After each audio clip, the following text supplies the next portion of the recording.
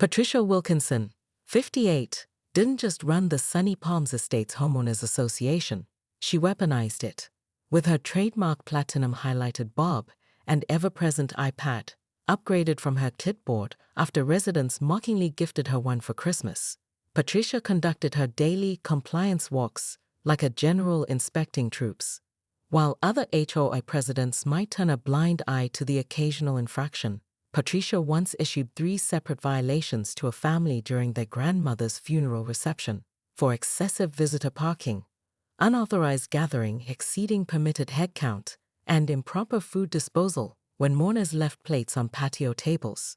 When the Navy purchased the large undeveloped tract of land bordering their upscale Florida community, Patricia was immediately concerned.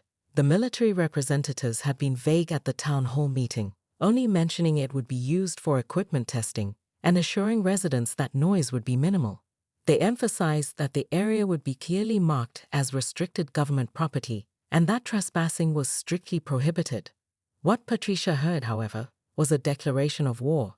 As residents filed out of the town hall meeting, she cornered Captain Lewis, the Navy's community liaison.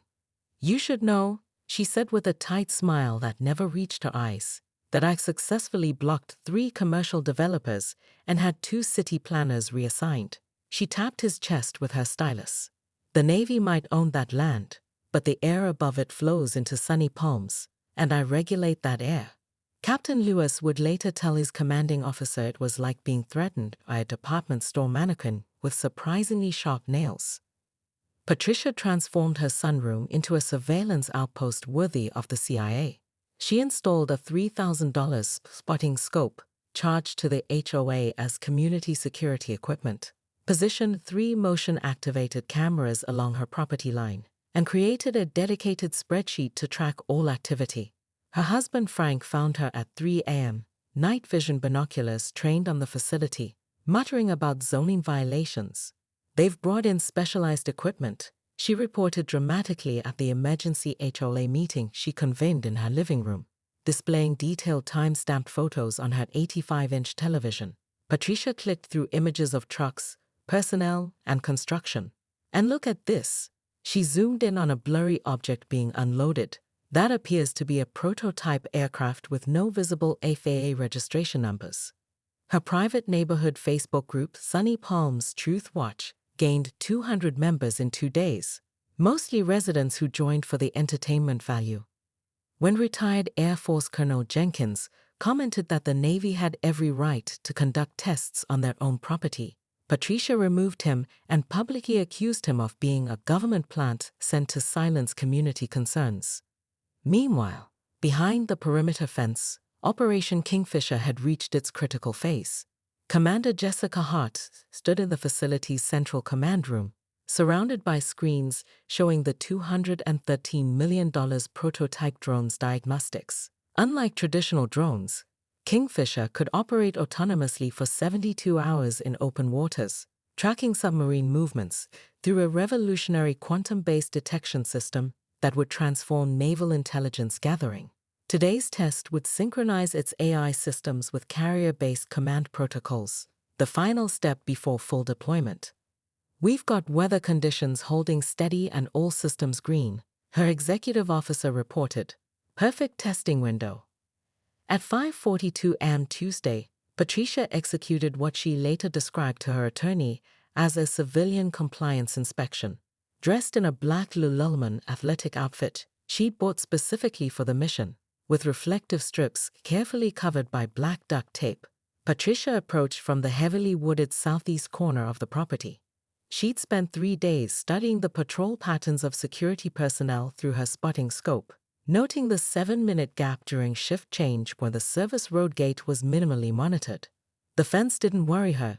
She'd been a regional champion gymnast in her youth, 1983 to 1984, a detail she mentioned in every HOA newsletter, and maintained impressive flexibility through twice-weekly hot yoga sessions. She slipped through a drainage culvert with the practiced ease of someone who regularly crawled under decks to measure unauthorized patio extensions. Frank welcomed his wife home with unexpected news. The Navy called. They're offering you a civilian consulting position in their security assessment division. Patricia stared at him. That's ridiculous. After everything that happened? The commander said, and I quote, "No one has ever exposed our vulnerabilities more thoroughly or with better documentation." 1 year later, Patricia Wilkinson reported for her weekly consulting session at Naval Intelligence Headquarters. Her security badge read External Threat Assessment Specialist. Her former adversary, Commander Hart, now Captain Hart, nodded respectfully as they passed in the hallway. Operation Kingfisher deployed successfully last month, Hart mentioned. The intrusion detection subsystem is named PAK-TRICAIA. For perimeter advanced tactical recognition, Patricia began. No, Hart interrupted with a rare smile. Just Patricia, some talents shouldn't be wasted on homeowner violations. Back at Sunny Palms, residents noticed a strange coincidence. Military jets now seem to perform a perfect flyover during the annual HOA 4th of July picnic, and the neighborhood had the fastest emergency response times in the county. No one questioned these developments, but many glanced knowingly at the Wilkinson house, where Frank tended his new hobby, an award-winning garden of red, white, and blue flowers, visible from above in the perfect shape of an aircraft carrier. Clutching her specially purchased tactical smartphone case, with built-in battery extender, Patricia moved with purpose across the facility grounds. Her years of confronting homeowners had perfected her ability to look like she belonged exactly where she wasn't wanted. She photographed everything: drainage pipes, electrical boxes, satellite dishes, firing off real-time updates to her Facebook group. Evidence of potential deleterious contamination and possible illegal communication equipment. When she spotted the gleaming white prototype drone sitting on the testing pad, Patricia gasped audibly. It was sleek, alien-looking, and much larger than she'd expected. "Jackpot," she whispered, zooming her camera to maximum resolution as she crept closer. In the command center, Lieutenant Santos froze mid-sentence during his systems briefing. "Ma'am," he said to Commander Hart, pointing at the security feed, "we have a situation." The monitor showed a woman in black athletic wear photographing the $213 million classified prototype from multiple angles, occasionally stopping to type on her phone. "How the hell did she get in?" Commander Hart demanded, watching in horror as the intruder began measuring the drone pad with a retractable tape measure. "Lock down everything. Secure Kingfisher immediately." Alarms blared across the facility just as Patricia was live-streaming to her followers. "As you can see, this unauthorized aircraft has no proper markings," and she turned to find herself surrounded by 6 armed security personnel in tactical gear, their weapons drawn. "Ma'am, put the phone down now," the lead officer commanded. Patricia squared her shoulders. "Do you know who I am? I'm the president of." They didn't let her finish.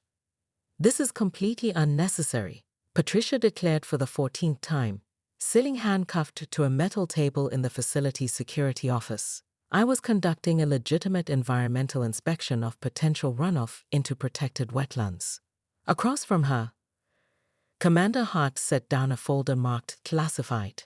"Mrs. Wilkinson, you've trespassed on a restricted military installation, photographed classified technology, and transmitted those images to civilians. Do you understand these are federal offenses?" "The federal government works for the people," Patricia countered, lifting her chin defiantly. "And I represent the people of Sunny Palms Estates." "Mrs. Wilkinson," Commander Hart said, sliding a tablet across the table, "this is what you've done today."